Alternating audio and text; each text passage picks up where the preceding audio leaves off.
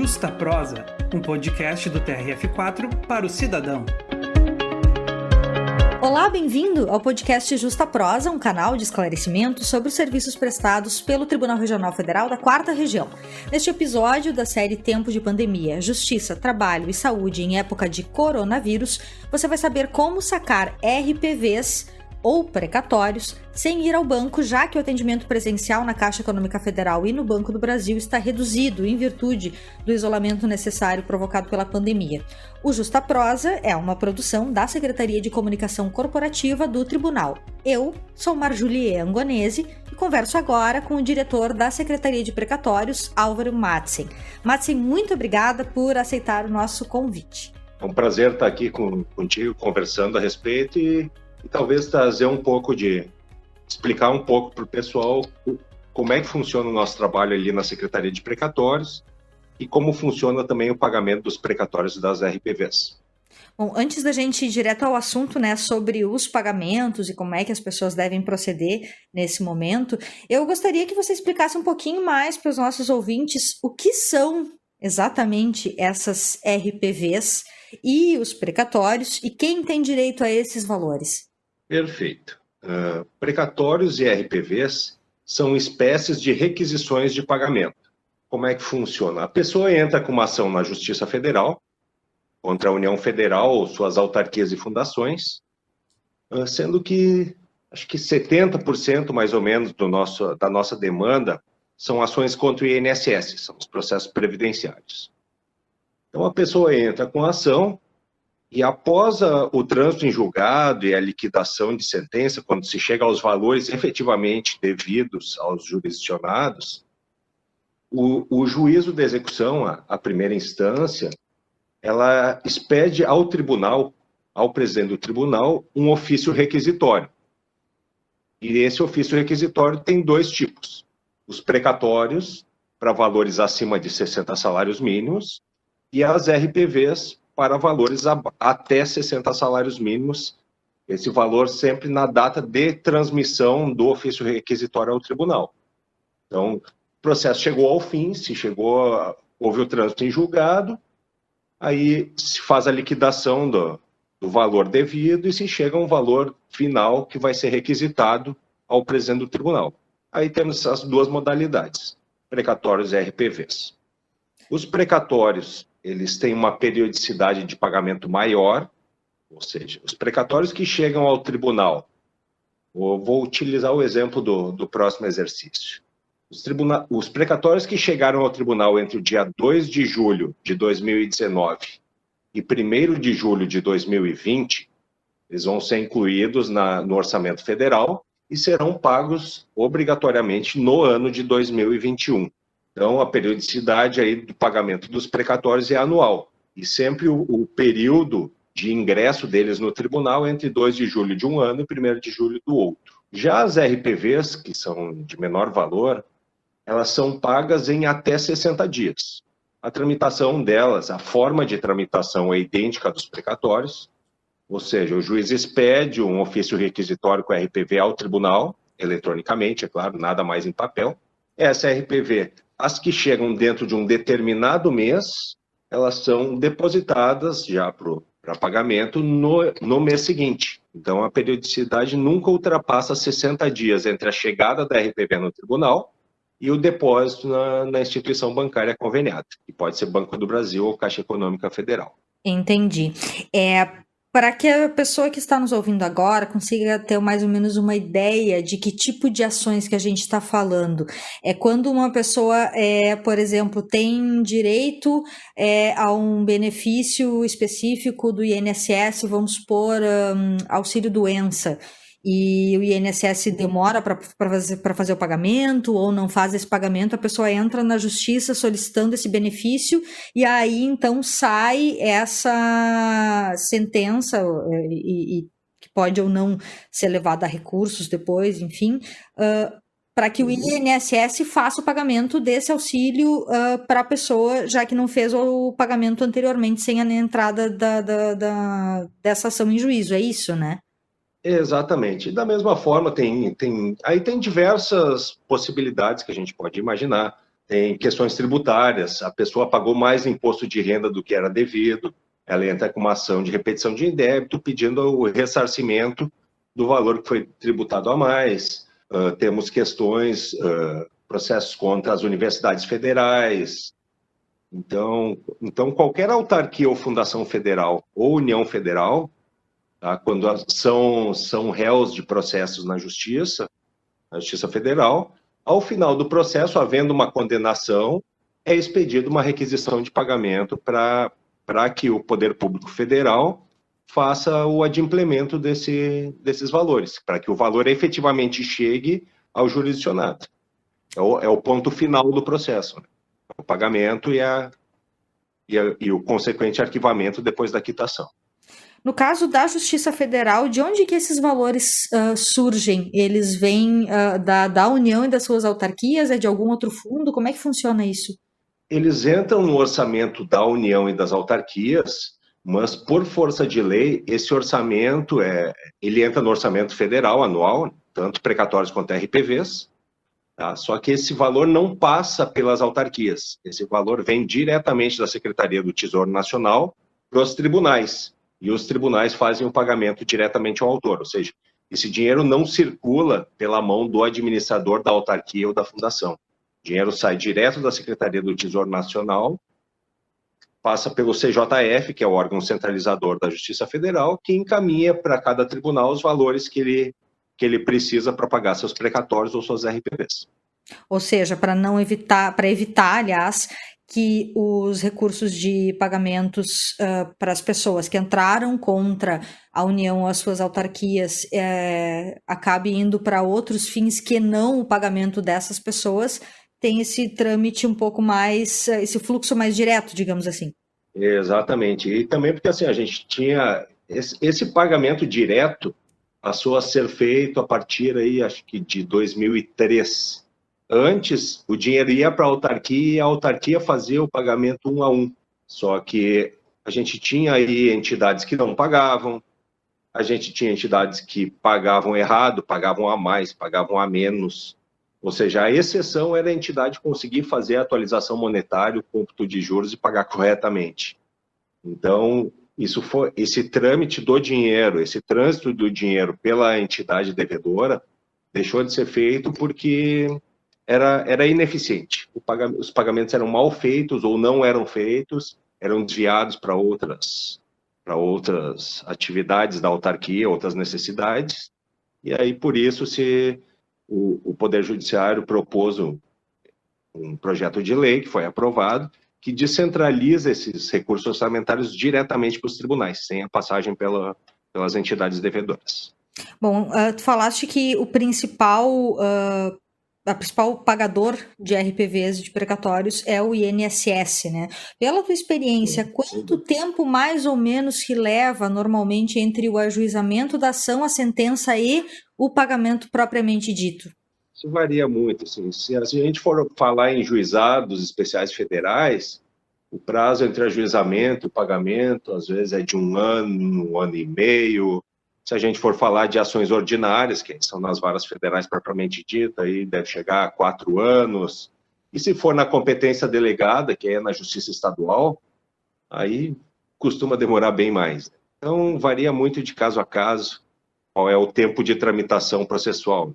Aí talvez o Justiça em Números lá dê dados mais específicos, mas assim, varia bastante. O mais rápido, em regra, é o Juizado Especial Federal, depois as varas federais e normalmente os que demoram mais, que a gente vê ações às vezes de 12 anos, 11 anos, é na Justiça Estadual, na competência delegada. São processos físicos e às vezes as comarcas estão com excesso de demanda, então a tramitação é mais complexa lá do que na Justiça Federal normalmente, né? Não é regra, tem também varas estaduais que funcionam muito bem. O que exatamente que são esses processos que acabam indo tramitar, né, na Justiça Estadual, mas que seriam de competência da Justiça Federal? Isso é para as localidades onde não havia Justiça Federal, o advogado tinha a opção de entrar com a ação quando a pessoa, por exemplo, mora numa cidade 2.000 habitantes, que não tem vara federal, as varas federais são concentradas em cidades maiores, e aí o advogado ele podia optar por ajuizar a ação na própria cidade ali, de moradia, da comarca onde reside o autor da ação, e aí é a chamada competência delegada, né? Pela ausência da Justiça Federal, o advogado tinha essa faculdade de ajuizar na estadual essas ações previdenciárias e as execuções fiscais. Então, mas isso mudou agora, está mudando, que houve uma PEC que alterou, que agora a competência delegada ela só existe em cidades que estão a mais... Só é possível delegar competência em cidades que estão a mais de 70 quilômetros da sede mais próxima da Justiça Federal. Então, isso reduziu bastante o número de municípios, principalmente aqui na região sul, que a gente tem uma interiorização da Justiça Federal bastante grande. Então, reduziu bastante o número de municípios onde é possível ajuizar na Justiça Estadual uma ação previdenciária. Isso facilita também para que a pessoa possa ter os seus direitos garantidos mais rapidamente, né? Bem, pergunta, como que funciona o trâmite, né, entre a sentença de que a pessoa tem direito a esses valores, a RPVs ou a precatórios, e o pagamento propriamente dito? O que a pessoa precisa fazer? Saiu a sentença do juiz, e agora? O que ela faz? Aí depende. Se é num juizado especial federal, a sentença costuma já ser líquida, ou seja, a sentença já diz o valor devido. Então, neste caso, o advogado da parte não precisa fazer absolutamente nada, porque o juiz automaticamente, havendo o trânsito em julgado, a vara já vai fazer o ofício requisitório e mandar para o tribunal para dar sequência ao processo.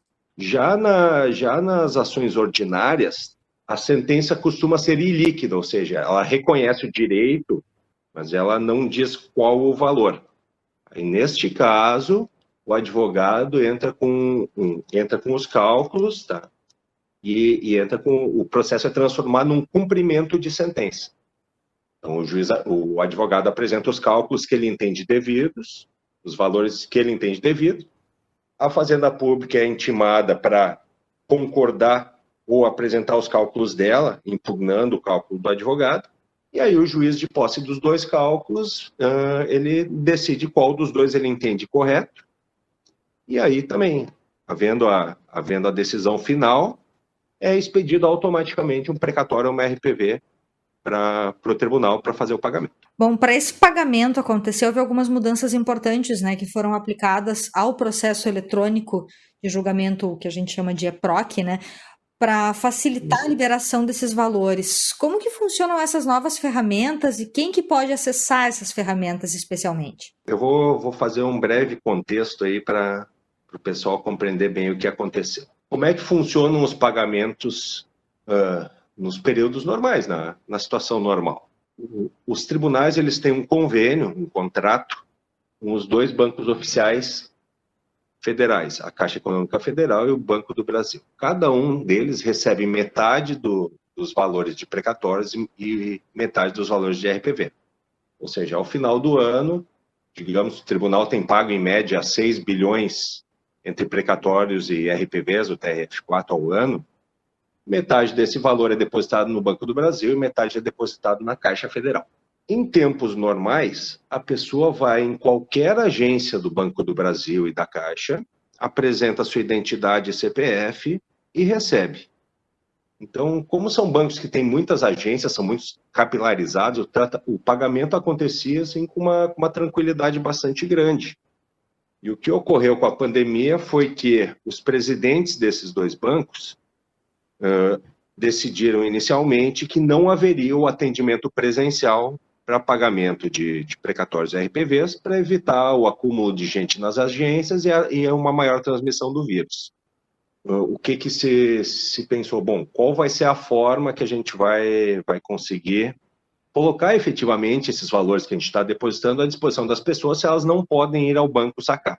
Então, a solução que foi desenvolvida em conjunto com a Corregedoria, com a Diretoria Judiciária, foi que isso fosse feito através de TED, transferência eletrônica disponível. Ou seja, o advogado entra com um pedido no processo lá, e diz o seguinte, ó, eu quero que o valor do meu cliente fulano de tal seja transferido para o banco tal, agência tal, para a conta pessoal dele e informa o número da conta.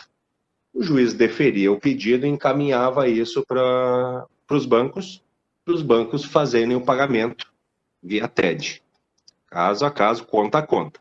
E aí a gente verificou o quê? Que estava ocorrendo muito retrabalho, porque como as petições elas eram abertas, elas não tinham conferências, e cada advogado informava os dados da forma como queria, tá? Isso estava tendo muito retrabalho. Chegava no banco, a conta não batia, o CPF não batia, o banco devolvia para a vara intimava novamente o advogado para apresentar os dados corretos.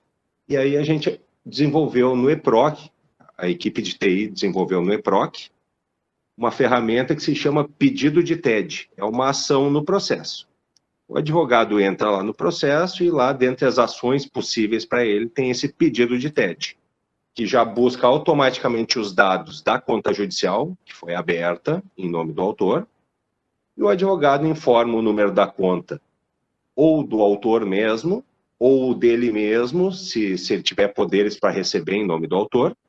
Esse pedido de TED padronizado vai para os bancos passaram a fazer o pagamento com uma agilidade maior.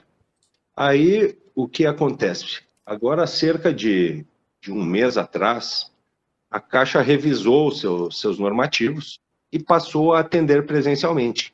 Então, quem tem precatório RPV para receber na Caixa Econômica Federal, ela não precisa esperar pelo pedido de TED. Ela pode, porque é uma tramitação que leva algum tempo. Primeiro, porque depende do advogado entrar com o pedido, depende do juiz apreciar o pedido, encaminhar para o banco e, principalmente, se tem um gargalo nos bancos para cumprir todos esses milhares de TEDs a serem feitos todos os meses, né? Então, quem tem a sua RPV ou precatório depositados na Caixa Federal pode ir diretamente ao banco para receber, não tem a necessidade de aguardar esse pedido de TED com toda a tramitação subsequente. Tá? No Banco do Brasil, o Banco do Brasil, apesar do presidente do Conselho da Justiça Federal ter oficiado ao presidente do banco e solicitado que voltassem a atender presencialmente para pagamento de precatórios e RPVs, não houve sensibilidade do presidente do banco nesse sentido, e o Banco do Brasil segue pagando exclusivamente, exclusivamente por pedido de TED. Então, nós temos duas possibilidades hoje. As pessoas que têm seu valor depositado na Caixa podem receber imediatamente a partir da liberação da conta, vai na agência, se identifica e recebe imediatamente. Já os que têm o valor depositado no Banco do Brasil têm que utilizar essa ferramenta criada no EPROC, que é o pedido de TED. A gente está falando aí de mais ou menos quantas pessoas por mês, só aqui na 4ª região, que precisam, que tem liberação para sacar tanto RPV quanto precatório?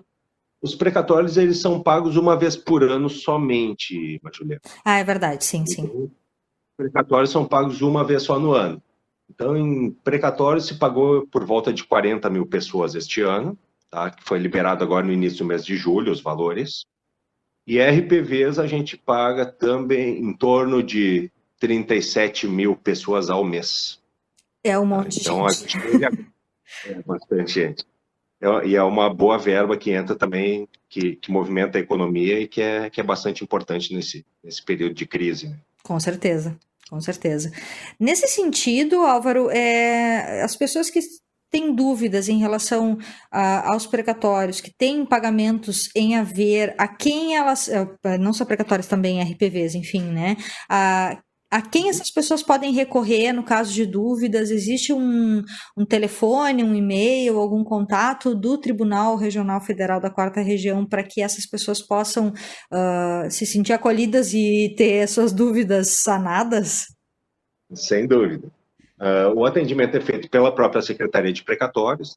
Então, em tempos normais de trabalho presencial, a gente tem 6 ramais para atendimento às partes, e que agora, em razão da pandemia, estão reduzidos a 2 ramais, em que há o atendimento normal, das 11 horas da manhã até as 19 horas, de segunda a sexta-feira, vou divulgar, claro, os 2 ramais que estão disponíveis para esse atendimento. É o 3213-3470 e o 3213-3473, ambos prefixos 51. Então, qualquer um desses 2 telefones, que também estão disponíveis na página do tribunal, lá nos telefones para atendimento, qualquer um desses 2 telefones pode ligar para a gente, que a gente está sempre à disposição para dar informações, tirar as dúvidas dos jurisdicionados. A gente recebe também muitos pedidos de informação pela ouvidoria no site do TRF. Então, as pessoas acessam a ouvidoria, se identificam, colocam o número do seu processo, o seu CPF, colocam sua dúvida, a ouvidoria encaminha para a gente responde diretamente também para a pessoa interessada. Tá ótimo. Álvaro Matzen, da Secretaria de Precatórios do Tribunal Regional Federal da 4ª Região, muito obrigada por todas essas orientações prestadas aos nossos ouvintes. Eu que agradeço aí o espaço para a gente poder esclarecer um pouco para as pessoas o que a gente faz lá na Secretaria. E eu vou reforçar os telefones de contato, então são os telefones 51-3213-3470 ou 51-3213-3473. Falei certinho os números? Exatamente.